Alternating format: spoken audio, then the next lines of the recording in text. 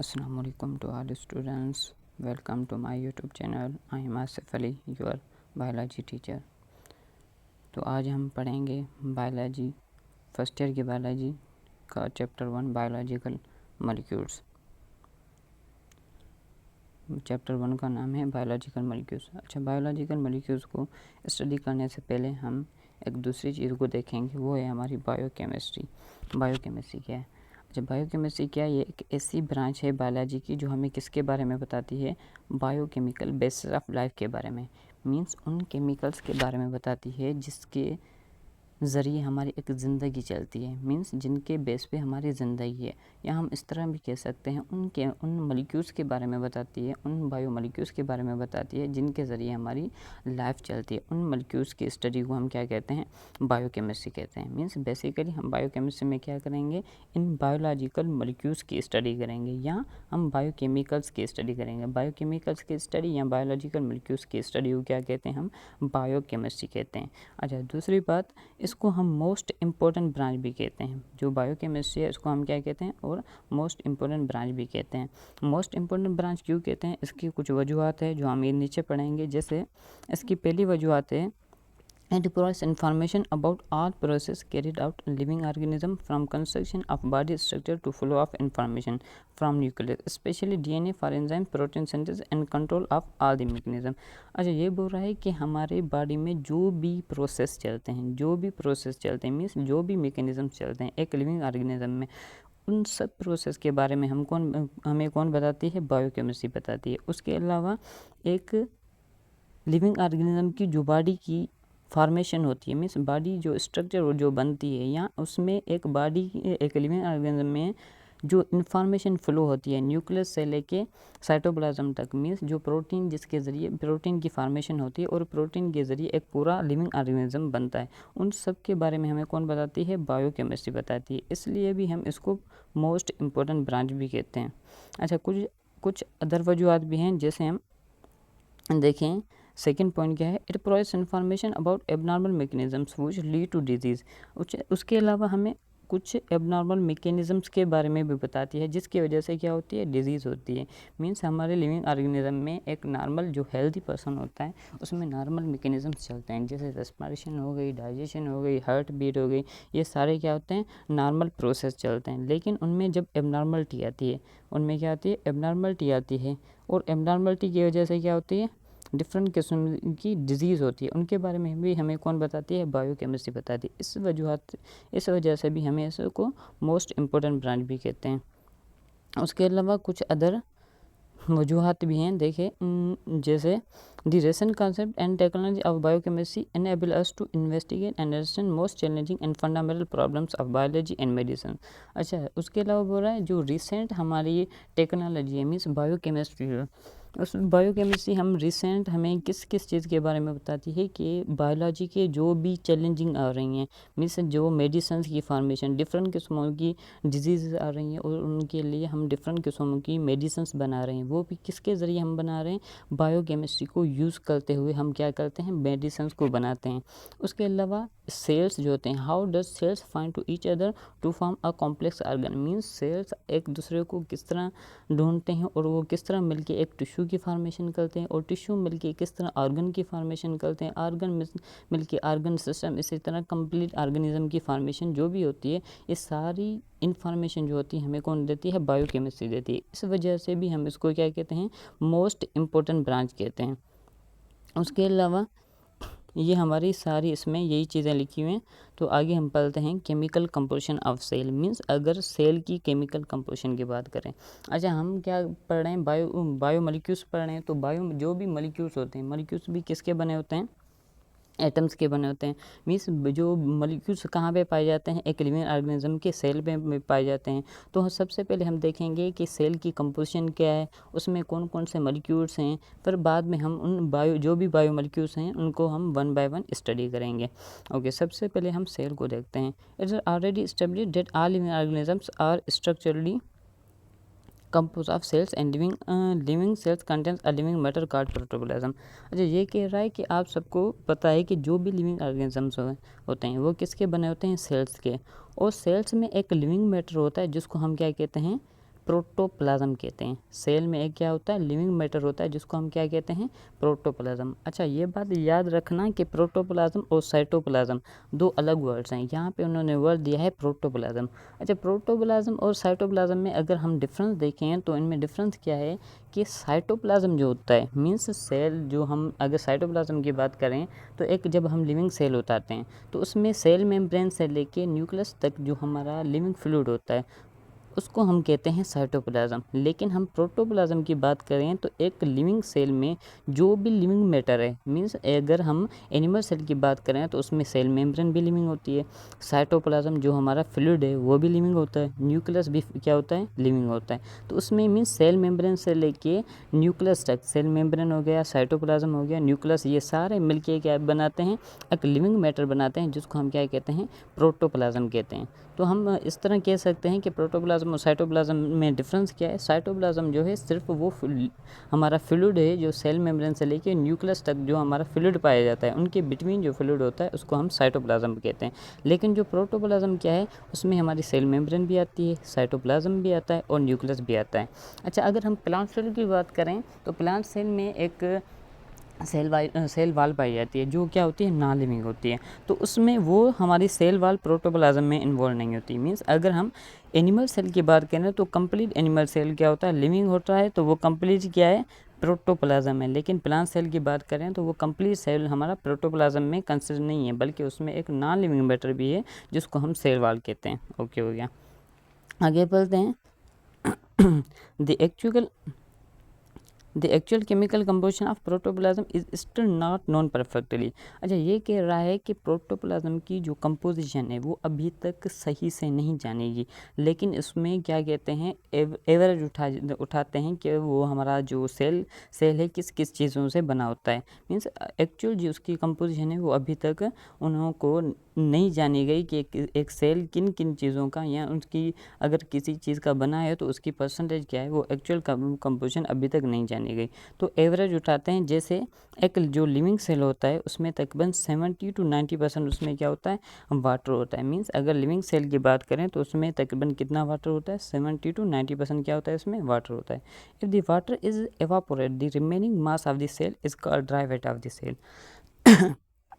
अगर हम उस सेल में से, मीन्स लिविंग सेल में से ये जो 70 to 90% वाटर है ना, इसको हम एवापोरेट कर दें, मीन्स निकाल दें, तो हमारे बाकी जो रिमेनिंग मास बचेगा वो हमारी जो एक खुश्क चीज़ बचेगी उसको हम कहते हैं ड्राई वेट। उसको क्या कहते हैं, सेल का ड्राई वेट। मीन्स अगर हम उस सेल में से जो भी वाटर है 70 to 90% जो वाटर है, अगर हम उसको निकाल दें तो उसमें बाकी जो चीज़ बचेगी उसको क्या कहेंगे, ड्राई वेट कहेंगे। मीन्स सेल का ड्राई वेट, एक खुश्क जो वेट होता है उसको क्या कहते हैं, हम ड्राई वेट कहते हैं ऑफ द सेल। ओके, अब dry weight consist of many carbon containing long chain molecules called biomolecules.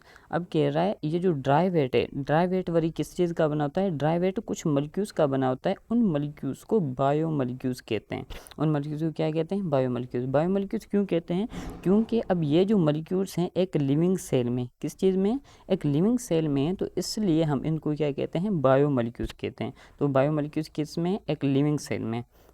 Okay, आगे क्या है, which are the types of organic molecules. अच्छा, ये बायोमॉलिक्यूल्स क्या हैं, ये ऑर्गेनिक मॉलिक्यूल्स होते हैं। मीन्स ऑर्गेनिक मॉलिक्यूल्स ऐसे मॉलिक्यूल्स जिसमें कार्बन और हाइड्रोजन पाए जाएं, या सिंपल कार्बन कंटेनिंग जो मॉलिक्यूल्स होते हैं इनको हम बायोमॉलिक्यूल्स कहते हैं। So the compounds produced by living organisms are called biomolecules. So जो भी एक लिविंग सेल के अंदर या लिविंग ऑर्गेनिज्म के अंदर जो भी हमारे मॉलिक्यूल्स बनते हैं तो उनको क्या कहते हैं, हम बायोमॉलिक्यूल्स कहते हैं। क्यों बायोमॉलिक्यूल्स कहते हैं, मीन्स एक बायोमॉलिक्यूल्स का मतलब क्या है, ऐसे मॉलिक्यूल्स जो लिविंग ऑर्गेनिज्म में पाए जाएं उन मॉलिक्यूल्स को बायोमॉलिक्यूल्स कहते हैं। The elements which are involved in the synthesis of biomolecules are mainly 6: carbon, hydrogen, oxygen, nitrogen, phosphorus and sulphur. अच्छा, ये कह रहा है कि ये जो बायोमोलिक्यूल्स होते हैं ये मेनली तकरीबन छः एलिमेंट्स के बने होते हैं। मतलब इसमें ये जो बायोमोलिक्यूल्स हैं इसमें मेनली कितने एलिमेंट्स आते हैं, 6 एलिमेंट्स। वो कौन कौन से आते हैं, वो है, एक है कार्बन, दूसरा hydrogen, oxygen, nitrogen, phosphorus and sulphur. Means biomolecules mostly in 6 elements के ही बने होते हैं। कुछ अदर एलिमेंट्स भी हो सकते हैं लेकिन मोस्टली इन 6 एलिमेंट्स के बने होते हैं। अच्छा, दूसरी बात ये जो बायोमोलिक्यूल्स हैं मीन्स ये जो 6 इसने एलिमेंट्स बताए, कार्बन, हाइड्रोजन, ऑक्सीजन, नाइट्रोजन और फॉस्फोरस, सल्फर, ये जो 6 एलिमेंट्स हैं 98% कितने तकरीबन 98% जो बायोमोलिक्यूल्स होते हैं ना इन 6 एलिमेंट्स के बने होते हैं। बाकी 2% कुछ अदर एलिमेंट्स भी हो सकते हैं बायोमोलिक्यूल्स में। यह लाजमी नहीं है कि बायोमोलिक्यूल्स सिर्फ इन एलिमेंट्स के ही बने होते हैं। ये लाइन कह रही है कि तकरीबन 98% जो बायोमोलिक्यूल्स होते हैं वो इन 6 एलिमेंट्स के बने होते हैं। बाकी 2% कुछ अदर एलिमेंट्स भी हो सकते हैं। अच्छा, ये जो बायोमोलिक्यूल्स हैं ये जो तकरीबन 6 एलिमेंट्स हैं इनको याद करने के लिए एक वर्ड दिया जाता है जिसको हम कहते हैं चिनोप्स। क्या कहते हैं? चिनोप्स कहते हैं। मीन्स अगर वर्ड हमारा याद ना हो तो उसको हम याद करने के लिए एक वर्ड कहा जाता है, वो है दोबारा लिखते हैं CHNOPS,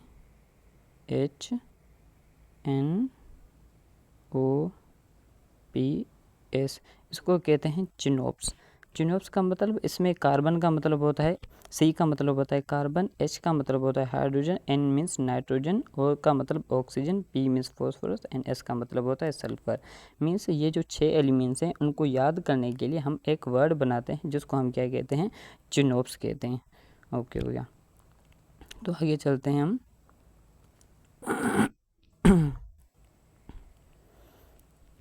अब ये जो बायोमोलिक्यूल्स हैं ये कौन कौन से बायोमोलिक्यूल्स हैं हम अब उसकी स्टडी करेंगे। अब फंडामेंटल टाइप ऑफ बायोमोलिक्यूल्स, अब ये जो बायोमोलिक्यूल्स कौन कौन से होते हैं पढ़ते हैं। Biomolecules can be divided into following groups according to variability in their structure and function in cell and organism. अच्छा, ये कह रहा है कि जो एक लिविंग सेल में जो मोलिक्यूल्स होते हैं जिनको हम बायोमोलिक्यूल्स कह रहे हैं उनको डिवाइड किया गया है। उनको क्या किया गया है? डिवाइड किया गया है। किसके बेस पे? उनकी स्ट्रक्चर की बेस पे और उनका फंक्शन के बेस पे।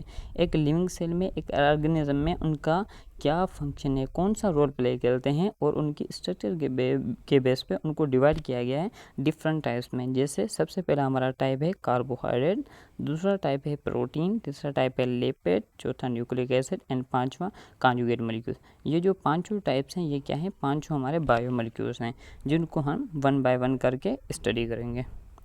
अच्छा, इसमें एक टेबल दिया गया है जिसमें उन्होंने बायोमोलिक्यूल्स बताएं और उनका यूनिट्स क्या होता है, मीन्स वो किस यूनिट्स के बने होते हैं। मीन्स बायोमोलिक्यूल्स जो भी होते हैं ये एक लार्ज मोलिक्यूल्स होते हैं, तो उनका स्मॉल मोलिक्यूल क्या होगा, वो किस चीज़ के बने होते हैं। उसके अलावा उनमें अंदर बॉन्ड किस तरह होती है। अगर यूनिट्स हैं मीन्स जो स्मॉल मोनोमर्स हैं वो मिलते हैं तो उनमें अंदर बॉन्ड कौन सी पाई जाती है, ये उसके बारे में हमारा ये पूरा ग्राफ बताता है।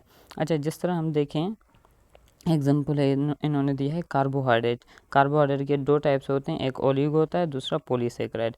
अच्छा, अब ये जो कार्बोहाइड्रेट्स हैं इनके यूनिट्स होते हैं हमारे मोनोसेकेराइड। मीन्स ये जो कार्बोहाइड्रेट एक लार्ज मॉलिक्यूल है, इनके जो स्मॉल मॉलिक्यूल्स होते हैं, स्मॉल मॉलिक्यूल जिसको हम यूनिट्स भी कहते हैं, वो यूनिट्स कौन से हैं कार्बोहाइड्रेट के? वो होते हैं मोनोसेकेराइड्स।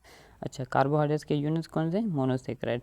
अगर मोनोसेकेराइड्स आपस में मिलते हैं तो वो कार्बोहाइड्रेट की फॉर्मेशन करते हैं। अच्छा, जब मोनोसेकेराइड्स आपस में मिलते हैं तो उनमें एक बॉन्ड पाई जाती है जिसको हम लिंकेज भी कहते हैं। वो लिंकेज कौन सी होती है? वो होती है ग्लाइकोसाइडिक लिंकेज। मीन्स जब मोनोसेकेराइड्स आपस में मिलते हैं तो उनमें कौन सी बॉन्ड पाई जाती है? वो होती है ग्लाइकोसाइडिक लिंकेज, या जिसको हम ग्लाइकोसाइडिक बॉन्ड भी कहते हैं। इसी तरह हमारा दूसरा एक मॉलिक्यूल है जिसको हम प्रोटीन कह रहे हैं। प्रोटीन के जो स्मॉल यूनिट्स हैं वो हैं अमाइनो एसिड्स। कौन से यूनिट्स हैं? Amino acid. इसी तरह इनकी जो लिंकेज होती है वो होती है पेप्टाइड लिंकेज। ये याद रखना कि जो कार्बोहाइड्रेट्स होते हैं उनके यूनिट्स में जो लिंकेज होती है वो होती है ग्लाइकोसाइडिक लिंकेज, लेकिन प्रोटीन के जो यूनिट्स हैं जिनको हम अमाइनो एसिड्स कहते हैं उनमें जो लिंकेज होती है वो होती है पेप्टाइड लिंकेज।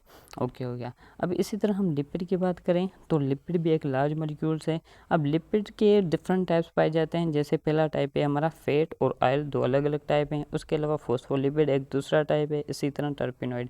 अगर फैट और ऑयल की बात करें तो इनके जो यूनिट्स होते हैं वो होता है एक ग्लाइसरॉल होता है, दूसरा फैटी एसिड। इनमें जो लिंकेज होती है किसमें? फैट और ऑयल में। इनमें होती है ईस्टर लिंकेज। कौन सी लिंकेज होती है? ईस्टर। इसी तरह हम फॉस्फोलिपिड की बात करें तो इनके यूनिट्स कौन से होते हैं? एक ग्लाइसरॉल होता है, फैटी एसिड, जिस तरह फैट और ऑयल में ग्लाइसोल फैटी एसिड है, इसी तरह फॉस्फोलिपिड में भी ग्लाइसोल भी होता है, फैटी एसिड भी होता है। लेकिन इनमें एक दो दूसरी चीज़ें भी पाई जाती हैं, जैसा हमारा फॉस्फेट भी होता है इनमें, और कोलिन। ये चारों मोनोमर्स हैं, ये चारों क्या हैं, यूनिट्स हैं, किसके, सिर्फ फॉस्फोलिपिड के। मीन्स ये चारों चीज़ें जब मिलती हैं तो वो क्या बनाती हैं, लिपिड का टाइप है जिसको हम फॉस्फोलिपिड कहते हैं, फॉस्फोलिपिड की फॉर्मेशन करते हैं। अच्छा, ये चारों मोनोमर्स जब मिलते हैं तो इनमें जो लिंकेज होती है, जिसको हम बॉन्ड कह रहे हैं, वो कौन कौन सी होती है, वो होती है एक ईस्टर लिंकेज होती है, उसके अलावा कार्बन कार्बन लिंकेज होती है, या कार्बन कार्बन बॉन्ड होती है। ओके, लिंकेज को हम बॉन्ड, दूसरा हम बॉन्ड भी कह सकते हैं। क्या कह सकते हैं इसको, हम बॉन्ड भी कह सकते हैं। इस लिंकेज को हम दूसरा क्या कह सकते हैं, बॉन्ड भी कह सकते हैं। ओके हो गया। इसी तरह हम अगर बात करें न्यूक्लिक एसिड की, किसकी बात करें, न्यूक्लिक एसिड की बात करें, तो न्यूक्लिक एसिड दो किस्मों के होते हैं। एक होता है डीएनए, उसी तरह दूसरा टाइप है आरएनए। डीएनए के जो हमारे यूनिट्स होते हैं वो होता है, डीएनए का यूनिट है डीऑक्सीराइबोन्यूक्लियोटाइड। इसी तरह आरएनए का यूनिट होता है राइबोन्यूक्लियोटाइड। डीएनए के अब ये जो डीऑक्सीराइबोन्यूक्लियोटाइड्स हैं, ये जो यूनिट्स हैं, ये मिले होते हैं एक दूसरे के साथ फॉस्फो ईस्टर लिंकेज के साथ। इसी तरह हमारा जो आरएनए के जो यूनिट्स हैं राइबोन्यूक्लियोटाइड्स, इनमें भी जो बॉन्ड होती है वो कौन सी होती है, फॉस्फो ईस्टर लिंकेज या फॉस्फो ईस्टर बॉन्ड भी होती है। ओके हो गया। इसी तरह हमारा पांचवा टाइप है जिसको हम कॉन्जुगेट मॉलिक्यूल्स कहते हैं। कॉन्जुगेट मॉलिक्यूल्स का मतलब होता है कि ऐसा मॉलिक्यूल जो दो या दो से ज़्यादा मॉलिक्यूल्स का बना हो, उसको हम कॉन्जुगेट मॉलिक्यूल्स कहते हैं। अच्छा, वैसे हम इधर मैं आपको जल्दी जल्दी बता रहा हूँ, क्योंकि ये जो सारे मॉलिक्यूल्स हैं, जिसमें हम कार्बोहाइड्रेट हो गया, प्रोटीन हो गया, lipid, nucleic acid, conjugate molecules, इनकी आगे बहुत बड़ी बड़ी उन्होंने क्या बताई हुई है, तफसीर बताई हुई है। और फिर हम इनको आगे वन बाय वन पढ़ेंगे। कार्बोहाइड्रेट को हम अलग पढ़ेंगे, इनकी टाइप्स हैं, जैसे ना ओलिगो, पॉलीसेकेराइड, उसके अलावा उनमें कौन कौन सी चीज़ें आती हैं। इसी तरह प्रोटीन्स की टाइप्स हैं। इस तरह मीन्स इनको हम वन बाय वन आगे दोबारा पढ़ेंगे, इसलिए हम इधर सिर्फ आपको मैं इनका बता रहा हूँ कि उनमें यूनिट्स कौन से होते हैं, लिंकेज कौन सी होती है। इसी तरह हम आगे जब उनके कार्बोहाइड्रेट या प्रोटीन पढ़ेंगे तो वहाँ पे हम दोबारा पढ़ेंगे कि उनके यूनिट्स कौन से होते हैं, उसके अलावा उनकी लिंकेज कौन सी होती है। ओके हो गया। तो हम क्या पढ़ रहे थे कि जो कॉन्जुगेट मॉलिक्यूल्स हैं, कौन से कॉन्जुगेट जो मॉलिक्यूल्स हैं, इनके जो स्मॉल यूनिट्स होते हैं वो डिफरेंट बायोमॉलिक्यूल्स हो सकते हैं। मींस एक नहीं बल्कि बहुत सारे बायोमॉलिक्यूल्स स्मॉल यूनिट्स मिलके हमारे कॉन्जुगेट मॉलिक्यूल्स बनाते हैं। अगर डिफरेंट बायोमॉलिक्यूल्स हैं तो उनमें लिंकेज भी कौन सी होगी, डिफरेंट लिंकेज होगी। ओके हो गया। तो आगे हमारी क्या है, this variation found in literature about the percentage of biomolecules present in the cell. अच्छा, ये कह रहा है कि जो एक लिविंग ऑर्गेनिज्म में है, उनमें लिविंग ऑर्गेनिज्म में डिफरेंट टाइप्स के सेल पाए जाते हैं, और डिफरेंट सेल्स में डिफरेंट किस्मों की क्या होती है, परसेंटेज होती है। जिस तरह हम बात करें कि हमारा जो ब्रेन का सेल होता है, ब्रेन के सेल में बहुत ज़्यादा वाटर होता है, जिस तरह तकरीबन 80 to 90% क्या होता है, तकरीबन 80 to 90%, कितना, तकरीबन 80 to 90% उसमें क्या होता है, वाटर होता है, H2 होता है, किसमें, ब्रेन के सेल्स में। पर अगर इसी तरह हम बोन की सेल्स की बात करें, किसकी बात करें, बोन सेल्स की बात करें, तो जो बोन सेल्स होते हैं उनमें जो हमारे वाटर की परसेंटेज होती है ना, वो होती है हमारी सिर्फ 20% वाटर। कितना परसेंट उनमें वाटर होता है, सिर्फ 20% वाटर होता है बोन सेल्स में। जब हम ब्रेन सेल्स की बात कर रहे थे तो उसमें तकरीबन 70 to 90 था, लेकिन जो बोन सेल्स होते हैं उनमें जो वाटर की कंपोजिशन होती है सिर्फ कितनी है, 20% होती है। इस वजह से ये बहुत क्या होते हैं, हार्ड होते हैं। इस तरह हम अगर कार्टिलेज की बात करें, किसकी बात करें, कार्टिलेज की बात करें, तो कार्टिलेज भी जो होती है उसमें भी जो वाटर की परसेंटेज होती है वो क्या होती है, अलग होती है। कार्टिलेज में भी तकरीबन 20% या 20 से तकरीबन 30% क्या पाया जाता है, मोस्टली 20 उठाते हैं, तो क्या होता है, इसमें वाटर पाया जाता है। मीन्स अगर हम बात करें पूरी बॉडी की, तो पूरी बॉडी में डिफरेंट जगहों पे डिफरेंट सेल्स होते हैं, और डिफरेंट सेल्स में डिफरेंट कंपोजिशन है या डिफरेंट परसेंटेज है। किस चीज़ की परसेंटेज डिफरेंट है, बायोमॉलिक्यूल्स की परसेंट डिफरेंट है। किसी में वाटर ज़्यादा है, किसी में वाटर कम है, किसी में प्रोटीन ज़्यादा होगी, किसी में प्रोटीन कम होगी। तो क्या कह रहा है कि ये जो बायोमॉलिक्यूल्स की जो वेरिएशन आ रही है, अब इसमें वेरिएशन होने की वजह से हम क्या कहते हैं, पूरी बॉडी की एवरेज उठाते हैं, पूरी बॉडी क्या कहते हैं, एवरेज उठाते हैं। जिसी तरह it is because different cells with in the same body have different amount of biomolecules. यही बात कर रहा है कि हमारे जो डिफरेंट सेल्स हैं, सेम ही बॉडी के जो डिफरेंट सेल्स पाए जाते हैं उनमें डिफरेंट अमाउंट होती है क्या, बायोमोलिक्यूल्स की। मीन्स बॉडी एक होती है लेकिन वो डिफरेंट सेल्स होने की वजह